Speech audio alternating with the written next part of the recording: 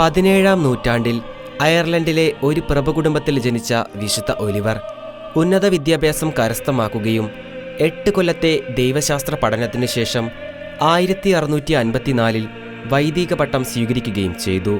15 വർഷം സന്മാർഗ ദൈവശാസ്ത്രം പഠിപ്പിച്ച അദ്ദേഹം 1669 ആഡ്മാട്ട് അതിരൂപതയുടെ മെത്രാപ്പൊലീത്തയായി നിയോഗിക്കപ്പെട്ടു. 1672 അയർലൻഡിൽ സഭാമർദ്ദനം ആരംഭിക്കുകയും സ്കൂളുകളും സഭാസ്ഥാപനങ്ങളും അടച്ചുപൂട്ടുകയും ചെയ്തു. കൂദാശകളും പൊതു ആരാധനകളും വിലക്കപ്പെട്ട സാഹചര്യത്തിൽ അരമനയിലെ വാസവും നിഷേധിക്കപ്പെട്ട വിശുദ്ധ ഒലിവർ വൈക്കോൽ മേഞ്ഞ വീട്ടിൽ രഹസ്യമായി താമസിച്ച് അജഗണത്തെ നയിച്ചുകൊണ്ടിരുന്നു.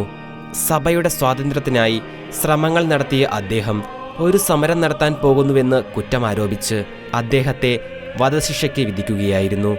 1689 50-ാം സങ്കീർത്തനം ഉരുവിട്ടുകൊണ്ട് അദ്ദേഹം ധീരതയോടെ മരണം വരിച്ചു.